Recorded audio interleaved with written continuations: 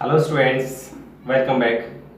Students, आज हम start करने वाले हैं very first chapter of class 11th NCERT mathematics, sets. Students, what is sets? Student, sets word को हमने पहले भी सुना है। जैसे कि आप सुनते हैं set of papers, set of pens, set of jewellery set जिसमें नेकलेस, ईयरिंग, रिंग्स वगैरह होते हैं, and tea set, dinner set. तो स्टूडेंट्स, जैसे कि टी सेट का क्या मतलब होता है? उसमें कुछ कप्स होते हैं, प्लेट्स होती हैं और ट्रेज होती हैं। कप्स कैसे होते हैं? ये उनका साइज सेम होता है, कलर भी सेम होता है, उसकी जो भी डिज़ाइन है वो भी सेम होते हैं। तो इस सेट्स का क्या मतलब है? इसको मैथमेटिकल लैंग्वेज में कैसे सेट करते हैं ये चीज़ देखते हैं। आइए, very first chapter of class 11th NCERT mathematics, sets. According to definition of sets, set की डेफिनेशंस क्या है students? Set is a well defined collection of objects. Set क्या है? कलेक्शन है। किसका? ऑब्जेक्ट्स का। और कलेक्शन नहीं है, कलेक्शन कैसा होना चाहिए? Collection is well defined. Students, इस वेल डिफाइंड का क्या मतलब है? What the mean of well defined? Well defined मतलब कलेक्शन should not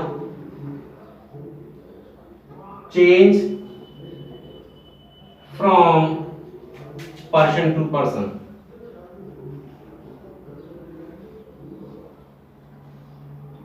स्टूडेंट्स, इस वेल डिफाइंड का मतलब है collection should not change very, इसमें वेरिएशन नहीं आना चाहिए। फ्रॉम पर्सन टू पर्सन, दो पर्सन के लिए किसी भी कलेक्शन का डिफरेंट होना यानी कि चेंज होना एक सेट नहीं हो सकता। सेट क्या होगा? अ well defined collection of objects. Students, sets को कुछ इस तरीके से समझते हैं। मैं आपसे बोलता हूं collection of intelligent students in your class. तो स्टूडेंट्स, इंटेलिजेंस का कोई स्केल नहीं होता, इसको कैसे मेजरमेंट किया जाए? अगर मैं आपसे बोलता हूं collection of students who gots more than 80% marks, तो स्टूडेंट्स 80% मार्क्स के लिए हम सभी स्टूडेंट्स की मार्कशीट्स रिपोर्ट कार्ड को देखेंगे। अगर जो स्टूडेंट्स मोर देन 80% वाला है उसका कलेक्शन कर लेंगे, तो इस तरीके से हम उस कलेक्शन को सेट बोल सकते हैं। Next students, collection of tall person. Students, tall एक कंपेरेटिव वर्ड है। मैं किसी के कंपेयर में टॉल हूं और मेरे कंपेयर में कोई दूसरा टॉल हो सकता है। तो जैसे जैसे लोग बदलेंगे इस कलेक्शन के एलिमेंट्स भी बदल जाएंगे, तो हम इसको भी सेट्स नहीं कह सकते। अगर स्टूडेंट्स मैं बोलता हूँ collection of students whose height is more than 6 feet, अगर मुझे उन स्टूडेंट्स का कलेक्शन करना है जिनकी हाइट 6 फीट से भी ज़्यादा है, तो एक सेट्स होगा। क्यों? मैं सभी की हाइट को मेजरमेंट करूंगा और जो 6 फीट से ज़्यादा होगा उन सबको सेलेक्ट कर लूंगा। ठीक है, आइए स्टूडेंट्स इसको और एक एग्जांपल्स के थ्रू समझ लेते हैं। स्टूडेंट्स, मैं बोलता हूं the collection of top 5 Indian cricket player.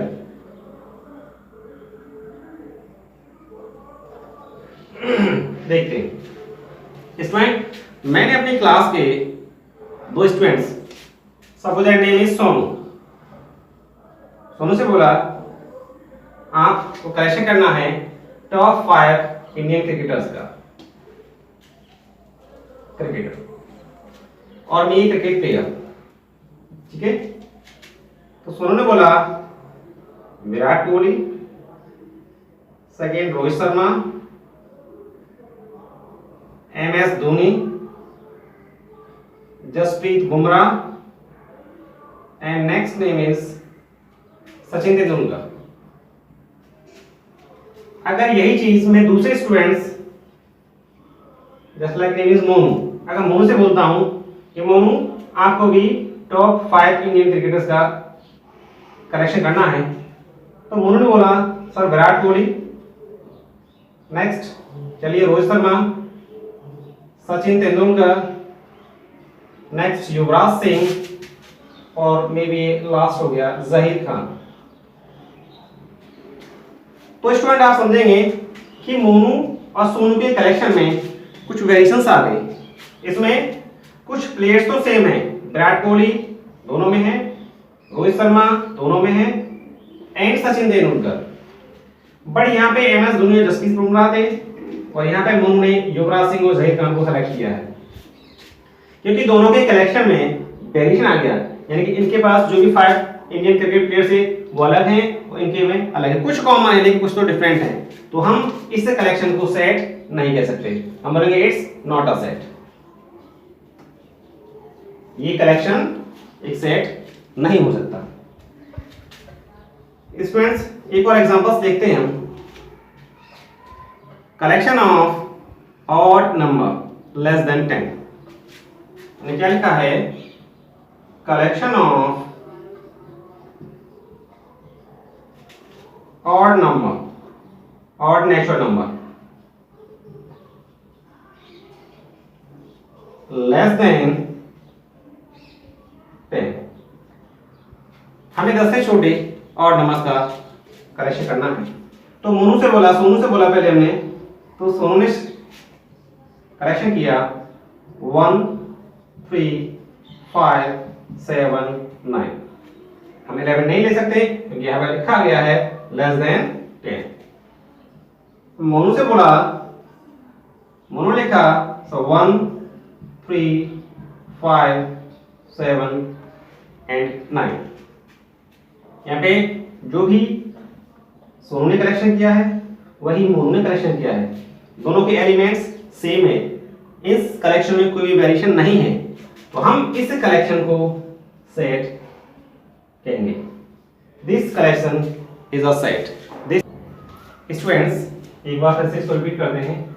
Set is a well defined collection of objects. Set क्या है, कलेक्शन है ऑब्जेक्ट्स का, और कलेक्शन कैसा होना चाहिए, वेल डिफाइंड।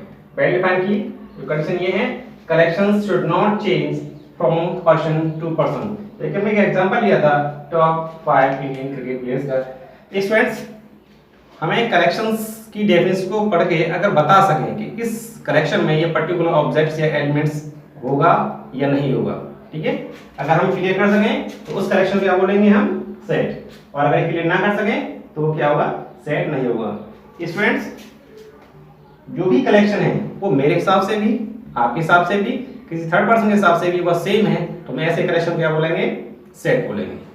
स्टूडेंट्स एक नोट पॉइंट है, every set is a collection, every set is a collection, but every collection is not a set. ठीक है स्टूडेंट्स, ठीक है आगे देखते हैं। ठीक है स्टूडेंट्स अभी हमने डिस्कस किया था व्हाट इज सेट। अब रिप्रेजेंटेशन ऑफ सेट, सेट को एक्चुअली रिप्रेजेंट कैसे करते हैं, ठीक है, तो इसको रिप्रेजेंट करने के दो फॉर्म है। First form is roster form और टेबुलर फॉर्म। स्टूडेंट्स इसको हम सेट लिस्टिंग फॉर्म भी बोलते हैं। Second is set builder form. ठीक है स्टूडेंट्स, फर्स्ट रोस्टर फॉर्म और टेबुलर फॉर्म, और इसको बोलते हैं सेट लिस्टिंग फॉर्म। ठीक है, ये की फॉर्म होती है, और second form is set builder form. ठीक है, तो हम डिस्कस करते हैं पहले रोस्टर फॉर्म और टेबुलर फॉर्म। ठीक है स्टूडेंट्स, रोस्टर फॉर्म और टेबुलर फॉर्म। रोस्टर फॉर्म में in this form a set is described by a listing elements separated by a comma within a curly bracket। ठीक है स्टूडेंट्स, इस form में जो भी हमारा कलेक्शन है उस कलेक्शन के सभी एलिमेंट्स को कर्ली ब्रैकेट्स के अंदर और कॉमा से सेपरेट करके लिख देते हैं। इस कलेक्शन के जितने भी एलिमेंट्स हैं उन सभी एलिमेंट्स की एक लिस्ट बना दी जाती है, उनको टेबल कर दिया जाता है, कॉमा से सेपरेट करते हैं, उनको कर्ली ब्रैकेट्स में क्लोज कर देते हैं। किसी भी कलेक्शन के सेट को हम इंग्लिश अल्फाबेट के कैपिटल लेटर से रिप्रेजेंट करते हैं और उसके एलिमेंट्स को स्मॉल लेटर से रिप्रेजेंट करते हैं। फॉर एग्जांपल देख लेते हैं, collection of the collection of vowels in English alphabet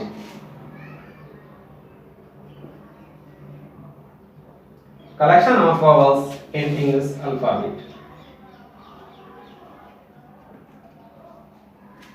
students, हम किसी भी कलेक्शन को, अगर वो सेट है उसको कैपिटल लेटर से डिपेंड करते हैं और उसके जो भी एलिमेंट्स हैं, क्या क्या हो सकते हैं, कलेक्शन किसका करना है, हमें वॉवल्स का करना है। तो वॉवल्स क्या होते हैं, ए, ई, आई, ओ, यू।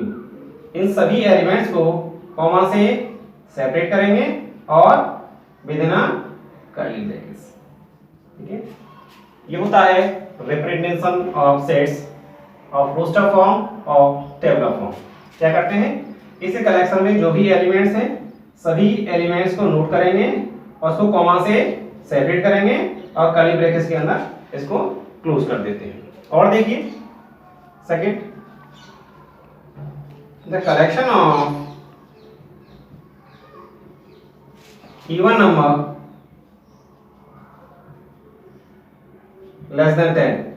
ठीक है, the collection of even numbers. क्या ये सेट होगा, बिल्कुल सेट होगा। चलिए इसको हम इंग्लिश अल्फाबेटिक कैपिटल बी से रिप्रेजेंट करते हैं। ये क्या हो सकता है, कलेक्शन किसका कर रहे हैं हम, इवन नंबर्स का। तो दो एक इवन नंबर है, 2, 4, 6, 8, 10, 12, कहां तक, अप टू इनफाइनाइट। क्योंकि इनफाइनाइट सेट है, इसमें बहुत सारे एलिमेंट्स होंगे, सभी को हम टेबल नहीं कर सकते। तो जो भी एलिमेंट्स हैं कुछ एलिमेंट लेके 3 डॉट डॉट का साइन करेंगे और कॉमा से सेपरेट करेंगे और इसको कर्ली ब्रैकेट्स के अंदर क्लोज कर देंगे। ठीक है स्टूडेंट, जो भी एलिमेंट्स इस कलेक्शन में होंगे उन सभी को, सभी नहीं कुछ को इस तरीके से नोट करेंगे, एक लिस्ट में कॉमा से सेपरेट करेंगे और कर्ली ब्रैकेट्स के अंदर क्लोज कर देंगे। एक ही स्टूडेंट आपको समझनी है, ये कर्ली ब्रैकेट्स के अंदर जो भी ऑब्जेक्ट्स हैं इनको मोस्टली बोलते हैं एलिमेंट ऑफ सेट। ये भी ए small E I O you, ये क्या है, इस सेट ए के एलिमेंट्स हैं। एंड 2, 4, 6, 8, 10, 12 डॉट डॉट डॉट, ये क्या है, इस सेट बी के एलिमेंट्स हैं। हम इसको कैसे रिप्रेजेंट करते हैं, इस सेट बी की बात देख लेते हैं। 2 बिलोंग्स टू बी, इस सिंबल को बोलते हैं, इस सिंबल जो एप्सिलॉन इसको बोलते हैं बिलोंग्स टू, बिलोंग्स टू, यानी कि 2 इस सेट बी में बिलोंग करता है। ऐसा बोलेंगे, 2 is an element of set B, 2 is an element of set B, is an element of set B। Students, अभी हमने एक कलेक्शन लिया था, the collection of even number, collection of even number. Set क्या होता है, एक ऐसा कलेक्शन जो मेरे लिए, आपके लिए, सभी के लिए इसके एलिमेंट सेम हो। कलेक्शन ऑफ इवन नंबर्स, और कैसे लिखा था, इसको कैपिटल बी से रिप्रेजेंट करेंगे, 2, 4, 6, 8 अप टू इनफाइनाइट। इसको कॉमा से सेपरेट करेंगे और कर्ली ब्रैकेट से क्लोज कर देते हैं। ठीक है स्टूडेंट्स, अब ये जो 2 है इसको रीड करेंगे, 2 is an element of set B। इसको कैसे लिखेंगे, 2, ये एप्सिलॉन का साइन सिंबल होता है और इसको पढ़ते हैं belongs to, belongs to, 2 belongs to set B। ऐसे रीड करेंगे, 2 is an element of set B।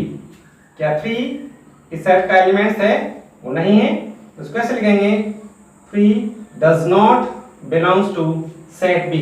कैसे लिखेंगे, 3 is not an element of set B। क्या 4 इस सेट का एलिमेंट्स है, यस, इसको लिखेंगे 4 belongs to set B। 5 does not belongs to set B। 6 belongs to set B।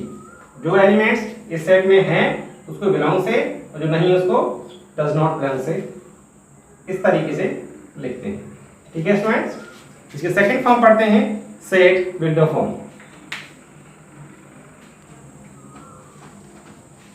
Student, second form is set Wildorf form. In this form, a set is described by a characterizing property of Px of its element x. इस form में students जो भी हमारा collection है उस collection के जो भी एलिमेंट्स हैं उनकी जो कैरेक्टरिस्टिक प्रॉपर्टी होती है उस प्रॉपर्टी को रिप्रेजेंट करते हैं, ना कि एलिमेंट ऑफ सेट्स। देखिए कैसे इसको रिप्रेजेंट करते हैं। इसको सेट को किसी कैपिटल लेटर से रिप्रेजेंट करते हैं और इसको लिखेंगे कर्ली ब्रैकेट्स के अंदर x सच दैट, ये दूसरी जैसा साइन है इसको बोलते हैं such that, and property of px, यहाँ पे क्या लिखते हैं उस एलिमेंट्स x की प्रॉपर्टी, ठीक है, और इसको कर्ली ब्रैकेट से क्लोज कर देते हैं। हम इसको ऐसे भी लिखते हैं a x ऐसे करके एक लाइन लिखेंगे खींचेंगे और इसको भी बोलते हैं सच दैट, इनको क्या लिखते हैं सच दैट, और यहाँ पे भी इसको भी सच दैट पढ़ते हैं और यहाँ पे क्या लिखेंगे प्रॉपर्टी ऑफ एलिमेंट x, ठीक है। इस फॉर्म में क्या करते हैं, एक एलिमेंट्स जो कि x है जो सेट से बिलोंग करता है और उस एलिमेंट की प्रॉपर्टी को, ठीक है। कुछ एग्जांपल से इसको समझ लेते हैं। स्टूडेंट्स कुछ एक एग्जांपल से देखते हैं इसको। The collection of all natural number,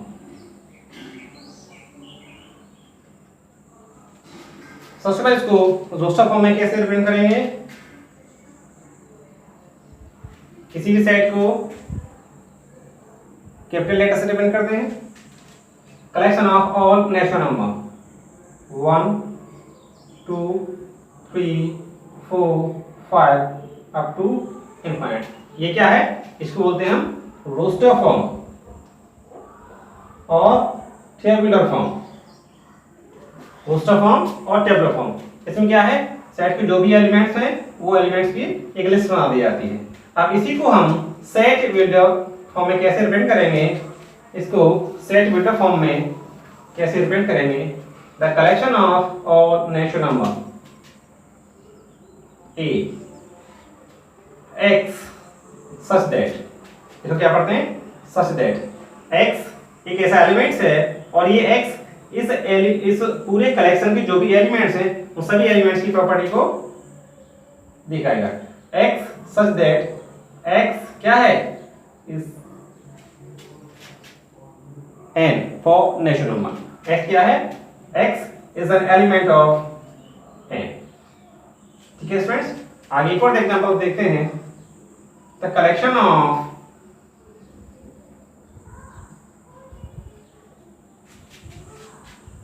और इवन नंबर,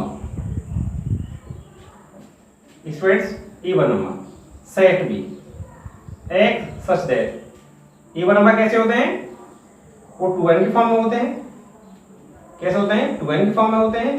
यहाँ पे n क्या है, n belongs to natural number, x such that x equals to 2n and n belongs to natural number। यहाँ n क्या है नेचुरल नंबर है। नेचुरल नंबर क्या होते हैं, नेचुरल नंबर्स क्या होते हैं 1 2 3 4 5 अप टू सो ऑन। अगर यहाँ पे n एक नेचुरल नंबर है तो यहाँ पे n की जगह पे नेचुरल नंबर पुट करेंगे 1 2 3 तो हमें यहाँ से क्या मिलेगा, हमें यहाँ से क्या मिलेगा, वो यहाँ पे 1 पुट करेंगे तो 2 मिलेगा, 2 पुट करेंगे तो 4 मिलेगा, 3 पुट करेंगे 6 मिलेगा, 4 पुट करेंगे 8 मिलेगा। और ये क्या हो गया सेट ऑफ इवन नंबर्स, ठीक है स्टूडेंट्स। तो इस फॉर्म को बोलते हैं set builder form. Set builder form में स्टूडेंट्स हम उस सेट के एक एलिमेंट्स को और बाकी उसकी प्रॉपर्टी को रिप्रेजेंट करते हैं, ठीक है स्टूडेंट्स।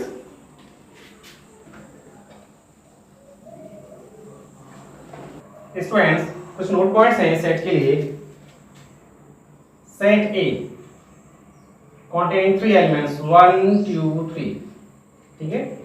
इसको हम 3 2 1 भी लिख सकते हैं और इसको 2 1 3 लिख सकते हैं और इसको 3 1 2, यानी कि किसी भी सेट के एलिमेंट्स का अगर ऑर्डर चेंज कर दिया जाए तो सेट चेंज नहीं होता, एज इज रहता है। 1 2 3 is same as 3 2 1 is same as 2 1 3 is same as 3 1 2। अगर उस सेट के एलिमेंट्स की ऑर्डर को आपस में चेंज कर दिया जाए तो सेट पर कोई इफेक्ट नहीं पड़ता। सेकंड, ये सेम सेट है 1 2 3, अगर किसी सेट के एलिमेंट्स का रिपीटेशन कर दिया जाए 1 1 1 2 3 तो ये सेम होता है, इसलिए हम सेट के एलिमेंट्स का रिपीटेशन नहीं करते। हम इसको भी ऐसे लिखेंगे 1 1 2 3 3 इज सेम एज 1 2 3। तो हम किसी भी सेट के एलिमेंट्स का रिपीटेशन नहीं करना चाहिए। स्टूडेंट्स, यहाँ पे हमने कुछ स्टैंडर्ड मैथमेटिकल सेट्स नोट किए हैं।